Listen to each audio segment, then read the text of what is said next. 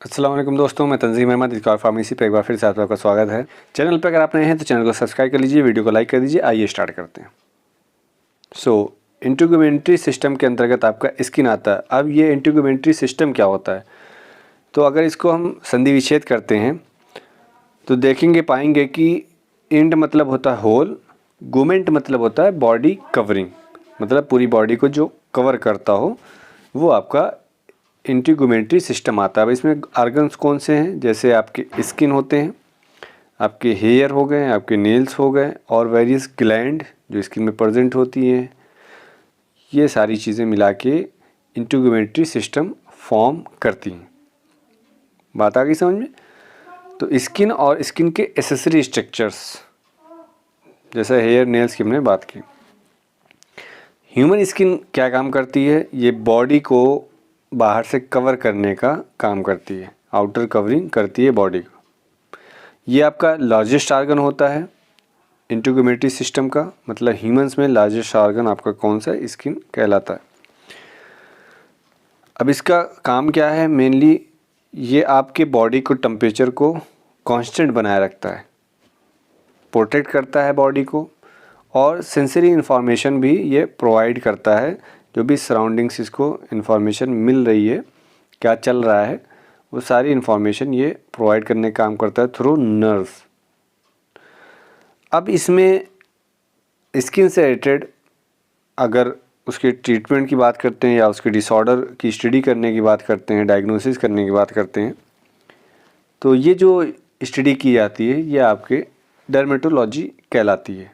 तो विज्ञान की ऐसी शाखा या मेडिकल साइंस की ऐसी ब्रांच जिसके अंतर्गत जो स्किन के डिसऑर्डर होते हैं उसके ट्रीटमेंट कैसे किया जाए, उसको डायग्नोस कैसे किया जाए, इससे रिलेटेड जो स्टडी होती है उसे डर्मेटोलॉजी कहते हैं। इतनी बात समझ में आ गई स्किन की। अब आते हैं स्किन का स्ट्रक्चर देखते हैं। स्किन को क्यूटेनियस मेम्ब्रेन भी कहते हैं, जो कि आपके बॉडी के एक्सटर्नल सरफेस को कवर करने का काम करता है। साथ साथ ये बॉडी के अगर सरफेस एरिया की बात की जाए तो उसके अकॉर्डिंग भी, और वेट की भी बात की जाए तो उसके अकॉर्डिंग भी ये लार्जेस्ट ऑर्गन होता है ह्यूमन का।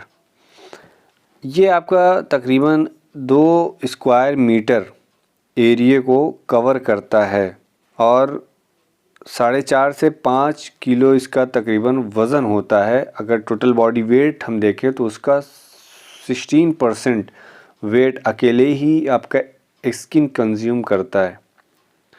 अगर इसकी थिकनेस की हम बात करते हैं तो अलग अलग जगह अलग अलग थिकनेस होती है स्किन की। जैसे आईलेट की अगर एरिया की बात करते हैं तो 0.5 mm उसकी थिकनेस होती है। अगर वहीं पे हील की बात करते हैं पैर की, तो वहाँ पे 4 mm उसकी थिकनेस होती है। तो ये तो कुछ स्ट्रक्चर की बात होगी। अब इसमें आते हैं कि लेयरिंग कौन कौन सी होती है, मतलब कितने पार्ट से आपका स्किन फॉर्म होता है। तो मेजरली स्किन जो फॉर्म होता है उसका 2 पार्ट्स होते हैं, मतलब 2 लेयर होती है। एपिडर्मिस जिसको बोलते हैं, आउटर लेयर होती है वो, और उसके नीचे वाली जो लेयर होती है वो आपकी डर्मिस कहलाती है। फिर और उसके जब नीचे आएंगे तो उसी को कहते हैं हाइपोडर्मिस या सबक्यूटेनियस लेयर। वो आपके कनेक्टिव टिश्यू वगैरह से भी फॉर्म होती है, और उसके जब नीचे आएंगे तो आपको मिलेगी मसल्स। बात आ रही समझ में। मतलब स्किन की अगर देखा जाए तो मेजर 2 ही टाइप के पार्ट्स होते हैं स्किन में, पहला है एपिडर्मिस और दूसरा डर्मिस। तीसरा जो आता है बट ये स्किन के अंतर्गत नहीं आता है, वो तो कहलाता है आपका हाइपोडर्मिस या क्यूटेनियस। अब एपिडर्मिस क्या काम करती है, एपिडर्मिस सुपरफिशियली प्रेजेंट होती है और ये आपके एपिथेलियल टिश्यू से फॉर्म होती है। कौन सी, एपिडर्मिस। वहीं पर अगर हम डर्मिस लेयर की बात करते हैं तो ये एपिडर्मिस से नीचे पाई जाती है और ये इसमें ज़्यादातर आपके कनेक्टिव टिश्यू प्रेजेंट होते हैं। वहीं पे अगर हाइपोडर्मिस की हम बात करते हैं जो कि आपके डर्मिस से भी नीचे आती है, ये स्किन का पार्ट नहीं है, इसको सबक्यूटेनियस लेयर भी कहते हैं या हाइपोडर्मिस भी कहते हैं, ठीक। और इसमें जो आपके टिश्यू होंगे वो आपके कनेक्टिव टिश्यू होते हैं, जैसे एरियोलर कनेक्टिव टिश्यू हो गया या एडिपोज कनेक्टिव टिश्यू। तो ये पाए जाते हैं आपके हाइपोडर्मिस एरिया में। आइए स्ट्रक्चर से इसको समझते हैं कि कहाँ पे क्या चीज़ मौजूद है। अब यहाँ पे आपको स्किन का स्ट्रक्चर दिख रहा है, ये वाला पोर्शन की हम बात करें अभी फ़िलहाल, इसकी बात बाद में करेंगे। पहले यहाँ पे आप समझिए, हमने दो मेजर लेयर की बात की। एक किसकी बात की? एपिडर्मिस, ये देख रहे हैं आपको एपिडर्मिस। और दूसरी जो लेयर की बात की हमने वो आपके डर्मिस की बात की। तो ये आपके पार्ट्स किसके हैं? स्किन के पार्ट्स हैं। ये आपका स्किन का एक टुकड़ा है, ठीक है, काट के जो लिया गया है। अगर काट के आप देखोगे उसको माइक्रोस्कोप में देखोगे तो आपको ये सारे पार्ट्स नज़र आएंगे। तो पहली जो हमने बात की पहले लेयर की, वो आपका एपिडर्मिस कहलाता है, आउटर सरफेस। जो आप अपनी स्किन देख रहे हो वो आपका ऊपरी वाला जो सतह है वो आपका एपिडर्मिस है। अब उसके जब नीचे आएंगे तो डर्मिस मिलेगा। फिर अगर उसके नीचे जाएंगे तो हाइपोडर्मिस, सबक्यूटेनियस लेयर की बात कर रहे थे, जो कि आपके कनेक्टिव टिश्यू से फॉर्म होते हैं। ये आपके किससे फॉर्म है? कनेक्टिव टिश्यू से फॉर्म है। अब हाइपोडर्मिस के भी जब नीचे आएंगे आप तो आपको मसल्स वगैरह मिलेंगी। इतना क्लियर हुआ? एपिडर्मिस, डर्मिस और फिर नेक्स्ट आता है आपका हाइपोडर्मिस। अब एपिडर्मिस की अगर हम बात करते हैं, इस वाले पोर्शन की, एपिडर्मिस की, तो ये फर्दर 5 लेयर से मिलके बना होता है। कितने से? 5 लेयर। अब वो लेयर कौन कौन सी होती हैं? अगर इसको हम फर्दर जूम करेंगे, एपिडर्मिस को जूम किया तो अब यहाँ पे ये देखिए, ये वाला जो पोर्शन दिख रहा है आपको, ये पूरा एपिडर्मिस का दिख रहा है। तो 5 लेयर हमने बात की कि 5 लेयर से आपका एपिडर्मिस फॉर्म होता है। अब वो कौन कौन सी लेयर होती है? तो यहाँ सबसे नीचे वाली लेयर देखिए, यहाँ इसको अगर हम जूम करेंगे तो ये दिखेगा हमें। अगर इस वाली लेयर को हम जूम करते हैं तो ये दिखेगा। तो मीन्स कि पहली जो आपकी नीचे वाली अगर हम लेयर से शुरू करते हैं तो स्ट्रेटम बेसिली बोलते हैं उसको, स्ट्रेटम बेसिली पहली लेयर ये आपकी। उसके बाद ये देखिए आपकी ये दूसरी लेयर, इसको क्या कहेंगे? स्ट्रेटम स्पिनोसम, ये आपकी दूसरी लेयर है, स्ट्रेटम स्पिनोसम। तीसरी लेयर यहाँ पे आप देखिए, तीसरी लेयर स्ट्रेटम ग्रेनुलोसम। उसके बाद चौथी लेयर यहाँ पे स्ट्रेटम लूसिडियम। और पांचवी जो एकदम ऊपर वाली लेयर है, एकदम ऊपर वाली लेयर है, स्ट्रेटम कॉर्नियम। तो ये 5 लेयर है। अगर ऊपर से आप नीचे जाओगे तो पहले आपको ऊपर से ऊपर ये मिलेगी स्ट्रेटम कॉर्नियम, फिर स्ट्रेटम लूसिडियम, फिर स्ट्रेटम ग्रेनुलोसम, फिर स्ट्रेटम स्पिनोसम और लास्ट में आपको स्ट्रेटम बेसिलाई। इसके बाद आपका डर्मिस शुरू हो जाएगा। स्ट्रेटम बेसिलाई के बाद आपका डर्मिस शुरू हो जाएगा, ठीक है। अब बात कर लेते हैं कि इस स्किन में, ये तो लेयर की बात होगी एपिडर्मिस की। आगे अभी हम डर्मिस की लेयर भी देखेंगे कि 2 पार्ट्स में इसको डिवाइड किया गया, 2 लेयर इसमें और फर्दर मौजूद होती है, कौन कौन सी होती है उसकी बात करेंगे। अभी ये देख लेते हैं स्किन के अंदर क्या क्या चीज़ें मौजूद होती हैं। तो पहले आप स्किन देखिए तो कुछ पोर्शन में आपके हेयर्स मिलेंगे, अपर पोर्शन में ये देखिए हेयर। तो यहाँ पे ये स्ट्रक्चर किसका है? आपका हेयर का, ठीक है। उसके बाद यहाँ पे देखिए इस वाले पोर्शन में ये आपकी क्या गई हैं? नर्व्स गई हैं। येलो में दिख रहा है आपको, नर्व्स गई हैं, नर्व एंडिंग, जो कि आपके एपिडर्मिस की सेल से जाके कनेक्ट होती हैं। और जब उस पर स्किन पे कोई टच करता है तो आपको वो चीज़ महसूस होती है। तो ये इसी नर्व के माध्यम से मैसेज आपके ब्रेन तक पहुंचता है, ठीक।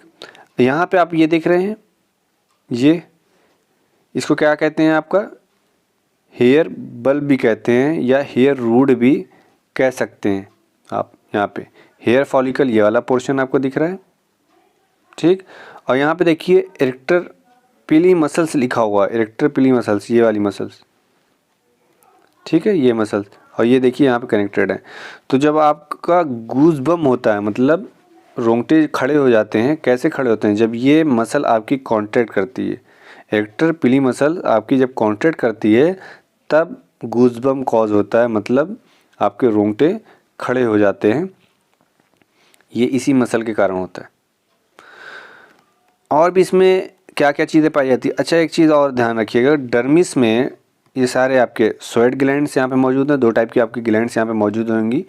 एक आपकी स्वेट ग्लैंड मौजूद होंगी और दूसरी जो ग्लैंड होगी उसे कहते हैं सीबेशियस ग्लैंड, जो कि आयल्स का प्रोडक्शन करती हैं। यहाँ पे ये देखिए ये वाली ग्लैंड दिख रही है, ये आपकी सीबेशियस ग्लैंड है, जो कि आयल को रिलीज़ करने का काम करती है। इसमें आपके ऑयल्स हैं, फैट है, कोलेस्ट्रॉल है, ये सारी चीज़ें इसके साथ रिलीज़ होती हैं और इस माध्यम से ये बाहर आ जाते हैं। यहाँ पे ये आपके स्वेट ग्लैंड दिख रहे हैं। जब पसीना वगैरह जो आपको होता है तो इसी ग्लैंड के माध्यम से ये सिक्रीट होता है और फिर बाहर निकलता है। तो ग्लैंड्स प्रेजेंट हैं, ये आपके किस एरिया में प्रेजेंट है? डर्मिस एरिया में। हेयर फॉलिकल की अगर हम बात करते हैं वो कहाँ प्रेजेंट है? डर्मिस एरिया में। नर्व्स कहाँ प्रेजेंट है आपकी? डर्मिस एरिया में, वो कनेक्टेड है वहाँ से जाके आपके एपिडर्मिस की सेल्स पे, ठीक है। ब्लड सप्लाई यहाँ पे देखिए, ब्लड सप्लाई जो हो रही है वो कहाँ पे हो रही है? आपकी सबक्यूटेनियस से होते हुए ये आपके पहुँच रहे हैं डर्मिस में, और डर्मिस में ही तक यहाँ पे ब्लड सप्लाई होती है। उसके बाद क्या होता है, मतलब आपकी आर्टरीज और वेन यहाँ पे गुजरती है। उसके बाद क्या होता है कि यहीं से आपके जो भी न्यूट्रिएंट्स वगैरह हैं, ऑक्सीजन वगैरह हैं, यहीं से डिफ्यूज़ करके फिर इस सेल तक पहुँचते हैं। मतलब एपिडर्मिस में आपके ब्लड की सप्लाई नहीं होती है, मतलब आपके आर्टरीज वेन्स इस एरिया में मौजूद नहीं होते हैं। वो सिर्फ आपके किस एरिया में मौजूद होते हैं? डर्मिस एरिया में। यहीं से जो भी सेल को नीड होती है, यहीं से ये डिफ्यूज़ करके आपके सेल तक पहुँचते हैं। क्लियर हो गया? तो ये कुछ चीज़ें हैं जो दिमाग में बैठाने वाली चीज़ें हैं। हाइपोडर्मिस लेयर की अगर हम बात कर लेते हैं यहाँ पे, तो ये आपके कनेक्टिव टिश्यू से फॉर्म होते हैं। दो टाइप के आपके कनेक्टिव टिश्यू यहाँ पे मौजूद होते हैं, एक होते हैं एरियोलर और दूसरे कौन से होता है? Adipose tissue. अब ये देखिए फैट टिश्यू है ना ये सारे, तो इसे सबक्यूटेनियस भी कहते हैं और हाइपोडर्मिस लेयर भी कहते हैं। ये था स्ट्रक्चर। और एपिडर्मिस की जो 5 लेयर की बात की हमने, ये 5 लेयर हैं, अलग अलग लेयर, ठीक। अब आइए इसको वन बाय वन हम और डीपली में देखते चलते हैं। अब जैसा कि आपको पता है एपिडर्मिस जो कि स्किन आउटर लेयर होती है, आउटर मोस्ट लेयर स्किन की, ठीक है। और ये किससे बनी हुई? एपिडर्मिस किससे बनती है? एपिडर्मिस आपके कीरेटिनाइज्ड स्ट्रेटिफाइड स्क्यूमस एपिथेलियम से बनती है। कीरेटिनाइज्ड स्ट्रेटिफाइड स्क्यूमस एपिथेलियम से ये फॉर्म होती है आपकी एपिडर्मिस। अब ये इसमें एपिडर्मिस में आपके मेनली 4 टाइप की सेल्स मौजूद होती हैं। कौन कौन सी? कीरेटिनोसाइट्स, मेलिनोसाइट्स, लैंगरहैंस सेल्स और मार्केल सेल्स। ये 4 प्रकार की सेल्स प्रेजेंट होती हैं किसमें? आपके एपिडर्मिस में। अब इसका रोल क्या है वो देख लेते हैं। पहले कीरेटिनोसाइट्स की बात करते हैं। अब एपिडर्मल जो आपकी सेल है 90% तकरीबन आपके कीरेटिनोसाइट्स ही मौजूद होते हैं आपके कहाँ पे? जो एपिडर्मल सेल या एपिडर्मल लेयर है उसमें आपकी कौन सी ज़्यादातर सेल की क्वांटिटी किसकी ज़्यादा रहेगी? कीरेटिनोसाइट सेल की ज़्यादा क्वांटिटी रहती है। और ये तकरीबन आपके 4 से 5 लेयर फॉर्म करती हैं। अब ये कीरेटिनोसाइट्स क्या काम करती हैं? ये आपके एक प्रोटीन का फॉर्मेशन करती हैं जिसे कहते हैं कीरेटिन। क्या कहते हैं? कीरेटिन। कीरेटिन कैसा होता है? कीरेटिन टफ होता है, फाइब्रस प्रोटीन्स का बना होता है, और ये क्या काम करता है? आपके स्किन को प्रोटेक्ट करता है, और जो उसके नीचे वाली जो लेयर हैं उसको डैमेज होने से बचाता है। किससे डैमेज होने से? माइक्रोब्स हो गए, हीट हो गया, केमिकल हो गया, रेडिएशन हो गया, इन सब सारी चीज़ों से ये बचाता है आपका कौन सा प्रोटीन? कीरेटिन प्रोटीन, जो कि फॉर्म होता है किससे? कीरेटिनोसाइट से। दूसरी सेल की बात कर लेते हैं, मेलेनोसाइट्स की अगर हम बात करते हैं, ये तो तकरीबन आपकी जो एपिडर्मल सेल्स हैं ये 8% ये आपका मेलेनोसाइट उसमें मौजूद होते हैं। अब ये क्या काम करते हैं? ये सेल एक पिगमेंट को रिलीज़ करते हैं जिसे कहते हैं मेलानिन। क्या कहते हैं? मेलानिन। अब ये कैसा होता है मेलानिन? ये आपका येलो रेड या ब्राउन ब्लैक पिगमेंट होता है। येलो रेड या ब्राउन ब्लैक पिगमेंट होता है, और इसी के आधार पे बॉडी का कलर बदलता है, ठीक है। ह्यूमन टू ह्यूमन जो वेरी करते हैं, कोई ज़्यादा गोरा कोई ज़्यादा काला, तो ये डिपेंड करता है इसी आपके मेलानिन पिगमेंट की वजह से।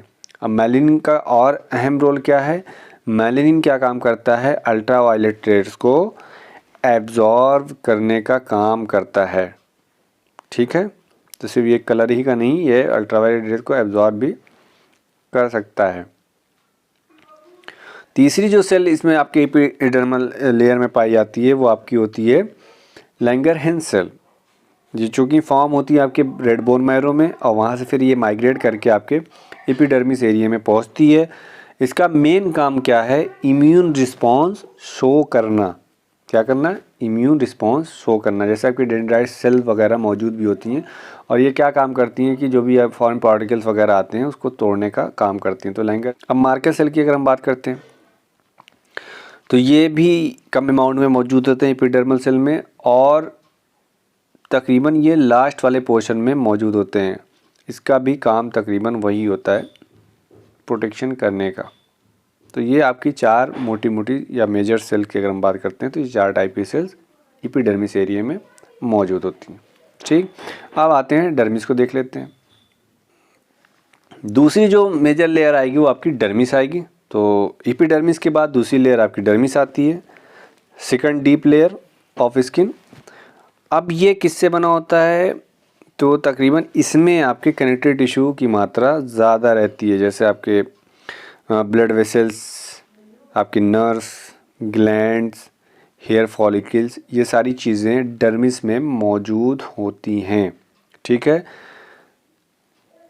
डर्मिस को फर्दर 2 भागों में डिवाइड किया गया, मतलब 2 लेयर इसमें मौजूद होती हैं। 2 लेयर से मिलके डर्मिस फॉर्म होता है। पहली जो होती है वो पैपिलरी लेयर होती है, दूसरी जो होती है रेटिकुलर लेयर। अब पैपिलरी लेयर में क्या होता है, तो ये आपके जस्ट एपिडर्मिस के बाद ही ये पैपिलरी लेयर पाई जाती है और ये बनी किससे होती हैं, ये आपके इलास्टिक जो फाइबर होते हैं, बहुत बारीक इलास्टिक फाइबर, उससे बनी होती है। इसमें जो सेल पाई जाती हैं उसे कहते हैं पैपिलाई। क्या कहते हैं, पैपिलाई। ठीक, और ये थोड़ा प्रोजेक्शन निकाली जाती हैं और ये प्रोजेक्शन जो कि आपके एपिडर्मिस से जाके कनेक्टेड होता है। ठीक है, एपिडर्मिस की जो लेयर है लास्ट वाली, उससे जाके ये कनेक्ट होता है। अब इसी में वाटर वगैरह जब फिल होता है या कोई भी वो ज़ख्म होता है तो आप देखते हो ना छाले निकल आते हैं, तो यहीं पे ये फिलअप होता है। इसी दोनों के बीच में गैपिंग हो जाती है और वो फिर हमें छाले के रूप में नज़र आता है।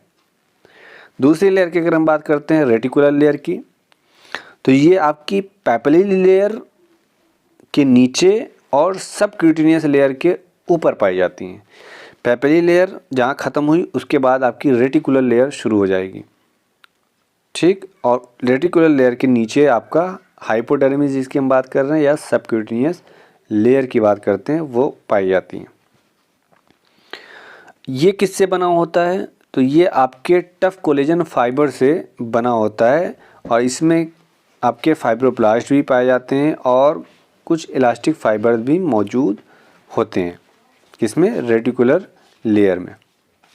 चलिए अब बात कर लेते हैं हम फंक्शन की कि स्किन क्या क्या फंक्शन प्रोवाइड करती है। तो पहला फंक्शन ये प्रोटेक्शन प्रोवाइड करती है। अब प्रोटेक्शन किससे, जैसे स्किन की सरफेस पे बहुत से पैथोजन अटैक करते हैं, अंदर घुसने की कोशिश करते हैं, तो इसमें आपके कुछ इम्यून रिस्पॉन्स शो करने वाली सेल्स मौजूद होती हैं। जैसे हमने बताया लैंगरहैंस सेल, ये क्या काम करती है, इम्यूनिटी प्रोवाइड करती है। मतलब जो पैथोजन इंटर हो रहे हैं सेल के अंदर तो उसको वो डिस्ट्रॉय करने का काम करते हैं। तो प्रोटेक्शन ये आपके लिपिड वगैरह को स्टोर करने का काम करता है, वाटर को स्टोर करने का काम करता है। साथ साथ ये सेंसेशन प्रोवाइड करता है, मतलब कोई आपको टच करेगा तो आपको फील होगा, तो यहाँ से नर्व एंडिंग कनेक्ट होती है, तो इसी वजह से हमें आभास होता है। टेम्परेचर अगर बढ़ता है एटमॉस्फेयर का तो हमें तब भी एहसास होगा, प्रेशर बढ़ेगा, कोई टच करेगा प्रेशर पड़ेगा, दबाव पड़ेगा हमारे पे तब भी एहसास होगा, वाइब्रेशन है, टच है, इंजरी, ये सारी चीज़ें हमें